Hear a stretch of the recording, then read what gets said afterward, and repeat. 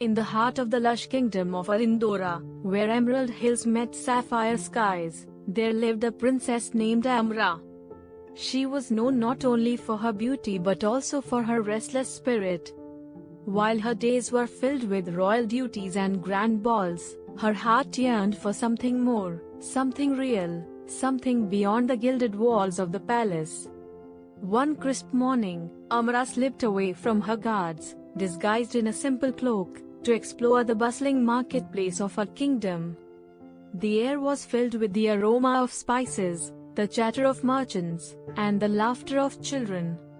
As she wandered through the narrow lanes, a small, unassuming tea stall caught her eye. The sign above it read, "Rohan's Brews, a cup of serenity." Curious, she approached the stall.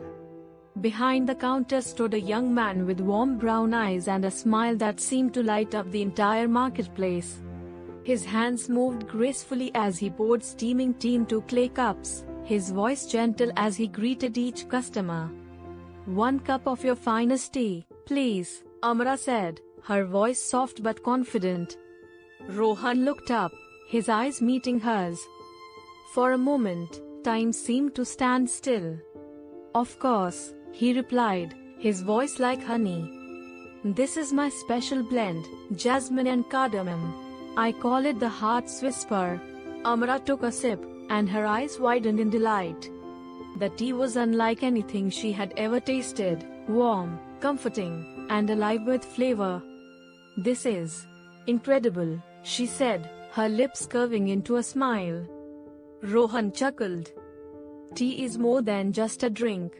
It's a story, a moment, a connection. I believe every cup holds a little bit of the soul of the person who brews it." Amra was captivated, not just by the tea, but by the man who made it. They began to talk, and hours slipped away like grains of sand. She learned that Rohan had inherited the stall from his father, who had taught him the art of tea making. He spoke of his dreams to one day open a tea house where people from all walks of life could come together and share stories. As the days turned into weeks, Amra found herself returning to Rohan's stall whenever she could escape the palace. Each visit deepened their bond, and soon, she realized she had fallen in love, not with a prince or a nobleman, but with a humble tea seller who saw the world in a way no one else did. One evening, as the sun dipped below the horizon, painting the sky in hues of gold and crimson, Amra confessed her feelings. "Rohan," she began, her voice trembling, "I don't care about titles or riches. I care about you. You've shown me a world I never knew existed, and I don't want to lose that." Rohan's eyes softened. "Amra," he said, taking her hand, "you are the most extraordinary person I have ever met. But I am just a tea seller, and you are a princess." She shook her head. "Love doesn't see titles. It sees hearts.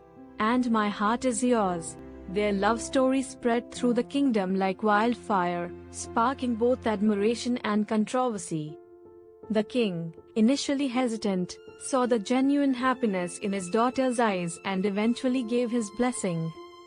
Rohan's tea stall became a symbol of love and unity, and together, they opened the tea house of his dreams, a place where everyone, from peasants to princes, could share a cup of tea and a moment of connection.